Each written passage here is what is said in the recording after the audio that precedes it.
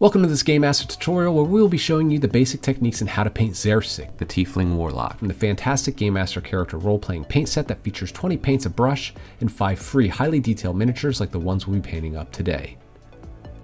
This is the first video in our series, so we're going to quickly show you how easy it is to assemble your miniature.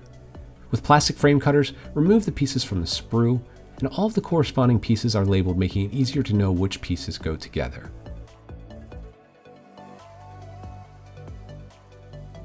Once you have them cut out, carefully trim the mold lines and the flash with a hobby knife or miniature file. For our younger gamers at home, please be sure to ask your parents for supervision.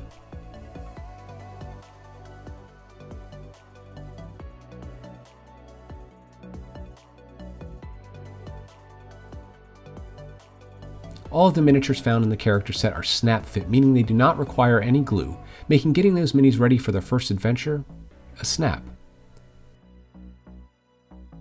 With your miniature assembled, it's important that before you can begin adding all of the wonderful colored paints to your miniature, you'll need to apply a primer coat. The character set comes with a brush-on gray undercoat that enables your paint to adhere to it better. You're going to want to apply this all over the model, and once it's dried, you can begin blocking in all of your colors. With all acrylic paints, be sure to give each bottle a good shake before each use. The Gamemaster paints come with mixing bowls preloaded inside to help make mixing them even easier. We're starting here with warm purple. It's important to also thin your paints with a bit of clean water. Applying thin coats of paint as opposed to thick coats helps to preserve the detail on the miniature. Pick out all of the robed areas on the wizard with this warm purple.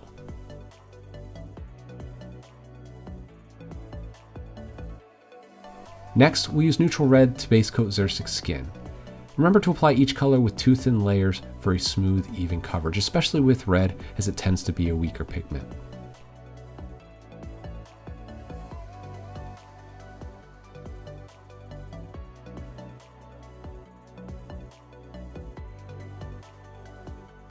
Moving on, we'll begin basing the armored shawl and hair in chaotic black.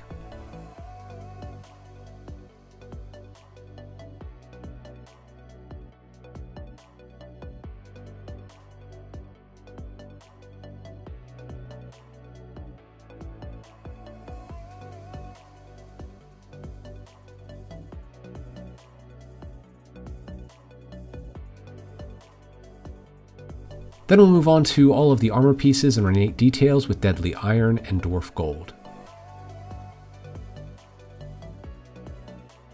You can always reference the box art or the picture of Zherxik in the corner of this video.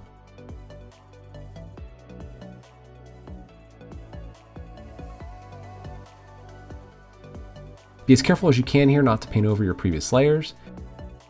Don't worry if you do, you can always tidy it up with the previous colors later.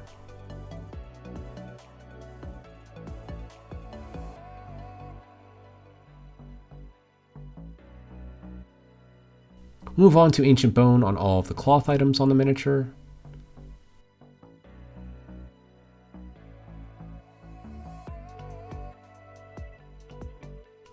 And we'll go back to Chaotic Black to paint in the boots. The miniature's really starting to come together. We just want to apply a light coat of Mermaid Turquoise to the gem on the wizard's stave.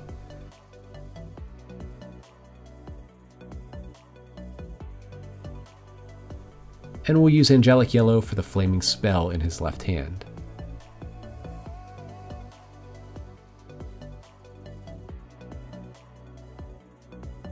We're using Shadow Wash over the majority of the miniature. A wash is a different type of paint designed to flow over the raised edges, leaving the dark pigments deep in the recesses of the miniature.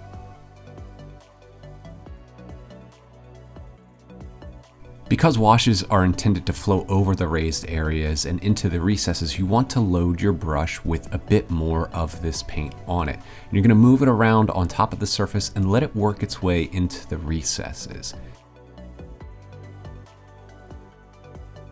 With the wash applied and dried, we'll add neutral red to the trim of the cape and details on the armor.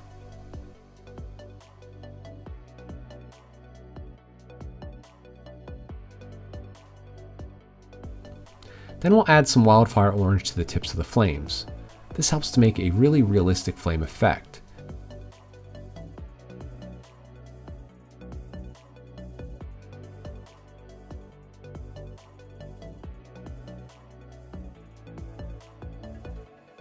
To make it look even more realistic, add a tiny bit of chaotic black to the very tip of the flames, and check that out. Who knew painting fire and flame could be so simple?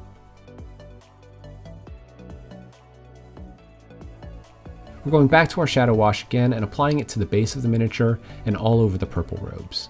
If you see it begin to pool up a little bit too much, just clean your brush off, dry it off a little bit, and take the dry bristles of the brush and help to wick some of that pooling effect away.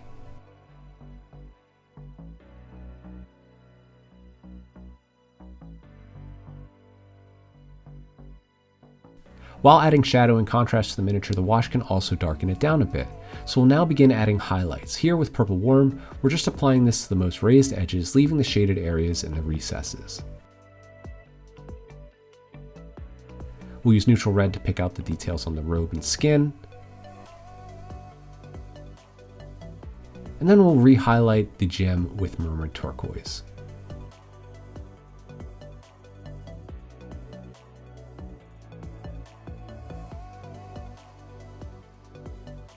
We use Deadly Iron and Dwarf Gold once again to pick out the details on all of the metal areas of the miniature.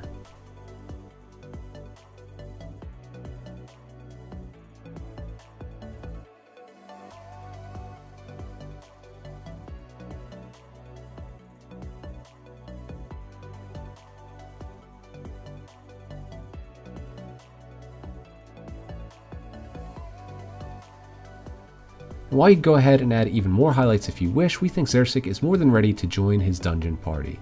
So the last thing that you'll need to do is paint the rim of your base in your favorite color. We're using Chaotic Black here. And that's it for this tutorial. Be sure to like, subscribe, and stay tuned for more Gamemaster news and tutorials by the Army Painter.